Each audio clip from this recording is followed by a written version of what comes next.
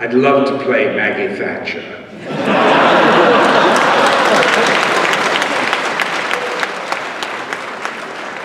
Sorry, that was a cheap joke.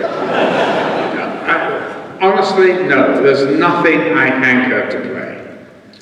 Because I think that if there's a part that you think, oh God, I should play that, in a weird way, you know it'll never come your way, and B, it'll only disappoint you, and when you do get off of it, you'll be too old or something. I don't know, it's best never to feel that, and I never do.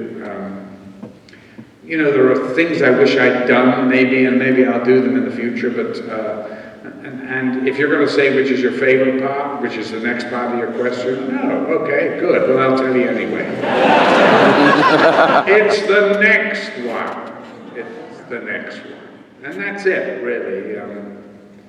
You know, I just love tinkering with these different characters that come my way. And at the moment, I'm playing a real egotistical, surprise,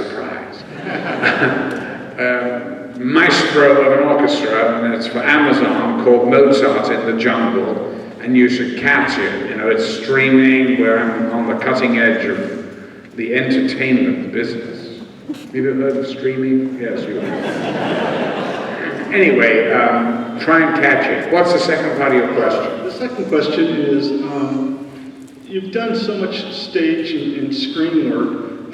How did you feel about the transition into serial television? Into what? Into film? Television. Television. Well, there's really no difference. You're just watching it on a smaller screen. It doesn't make any difference to me. I don't act smaller because it's on a smaller screen. That's neither here nor there. You play the part. I mean, obviously the techniques for how you know, do a stage play as against a film are quite, film gets inside your brain, that camera, eyes, hello, it'll get inside your eyes into your soul, and you better not be lying, because it will be transparent. On the stage, you can get away with a lot more, you know, and a lot more physicality. For instance, on stage, if I want the audience to look at me in a close-up, I'll just be very still. If I want them to see me, and why does this keep going on? Hello, hello, hello. This is to Command Central. Can you get your finger out of your posterior and keep the thing on? Thank you. If I want the audience to look at me in a mid-shot, oh look, there's a spider. My God, it's time to clean this theater. Let him live, let him live. Go up there. Yeah. If I want the audience to look at me in a mid-shot, then I'll do that, or I'll just move my hand.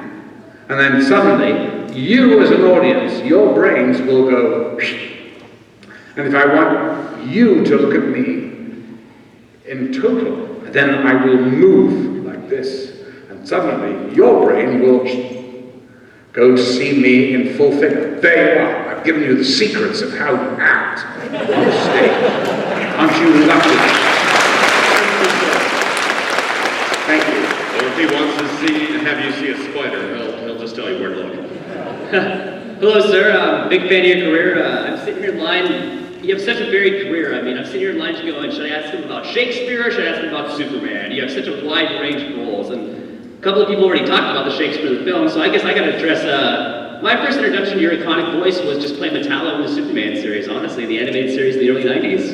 And then later on, maybe with Fallout 3, but how do you like doing voices for cartoons and video games, as opposed to maybe stage or film or... I like it very much, because I go into a studio, and in an hour's time, I have to read it, I don't have to learn it, and I walk out, and somebody sends me a check. And then somebody will go, oh my God, I saw that thing you did, and I go, I don't think I did that. I was denying Fallout 3 for months before I realized I had in fact done that.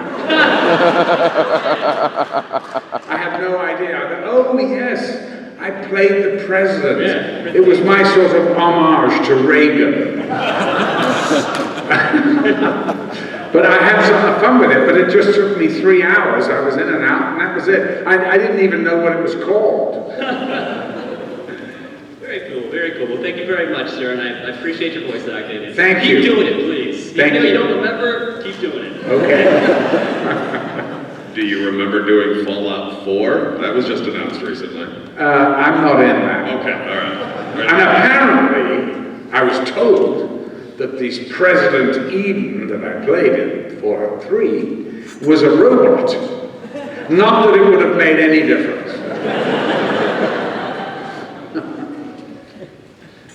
My question is, were there any roles that you turned down that you later wish you had not?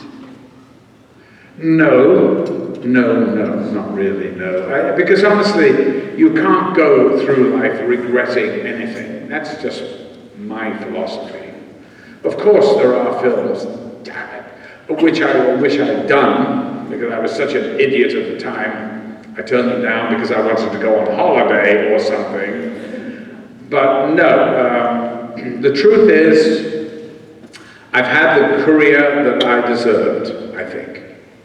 You know, and I was lucky when I was a very young man, it was just to the stratosphere.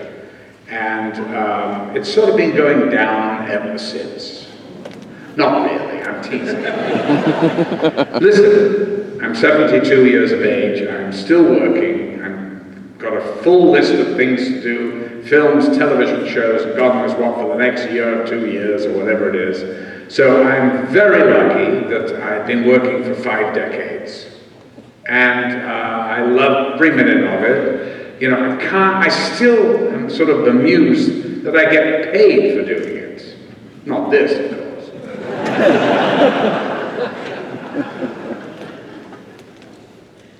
Welcome to Sacramento. Thank you. You have had such an amazing career from the Royal Shakespeare Theatre, of course, being the greatest of all villains in A Clockwork Orange, and being one of the greatest bad guys of our time for 50 plus years. Have you been offered primarily villain roles, or are you just really great at them? And secondly, what's it like after several decades of being primarily the greatest bad guy to now doing what is essentially kids programs and comedy and being the sage learner? Well, that's a very well-considered little speech you made there. I appreciate that, and you're right, of course. If you do, early in your career, an iconic role like Alex in A Clockwork Orange, you're very lucky to be offered anything else. Because all they want to do is to make you repeat the same damn thing. Because, you see, you know, an actor in England is supposed to be an actor who can play anything. That is tradition. It's an art form that where we work at it to sort of play anything, you know. But in Hollywood, there is a certain lack of imagination, shall we say, which is a bit of an oxymoron, isn't it? You'd think it would be full of imagination, but of course it isn't. What it is full of is people trying to minimize the risk. And what I mean by that is, if you get Tom Cruise to play a certain part, then don't screw around and get anybody else. Just get him, because you know that that guarantees so much at the box office over the opening weekend, and that's all they are really concerned about. And you can understand, it's a business.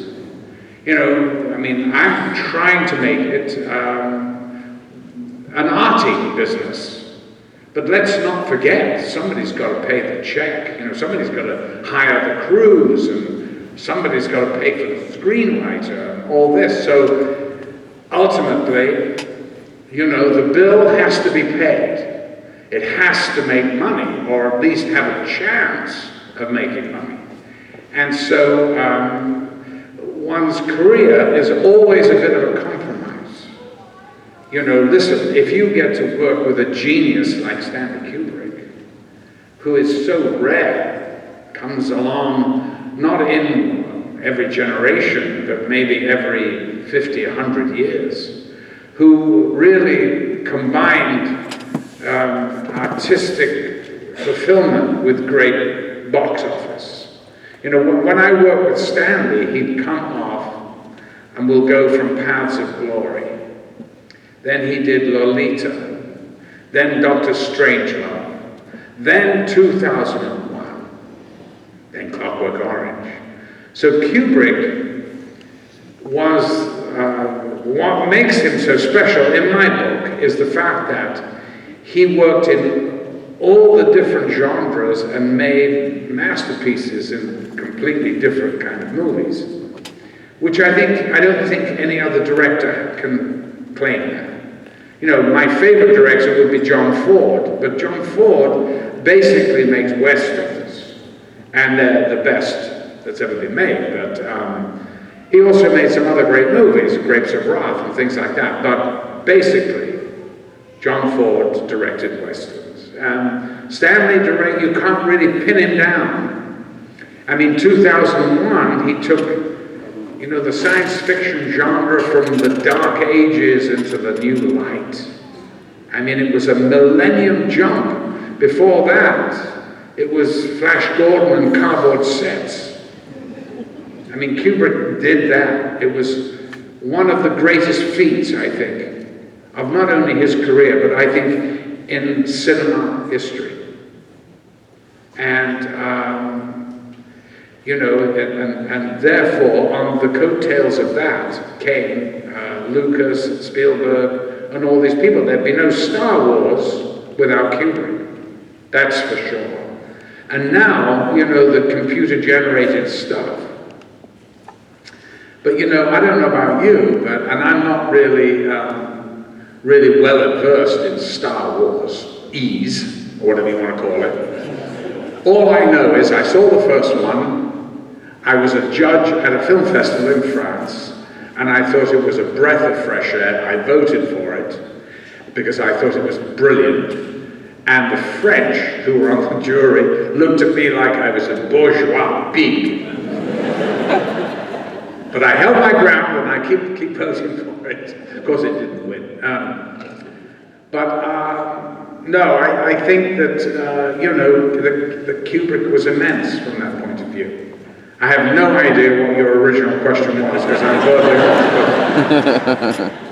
You were one of the greatest bad guys. Were you only offered those roles, or are you attracted? Bad guys. I knew it was something familiar. You know, listen. I'm very good at taking a really disgusting human being and giving him a little bit of vulnerability or likability. And if you have that, then you tend to be offered a lot of bad guys because, you know, bad people are not all bad. You know, it's their behavior may be, but somewhere, someone was their mother. You know, so I try and look at it from that point of view, rather than, you know, it's black and white, good and bad, and, you know, sort of, I try and find some redeeming factor or something, even if it's just having a sense of humor. Well, thank you for being so good at being so bad. Thank you.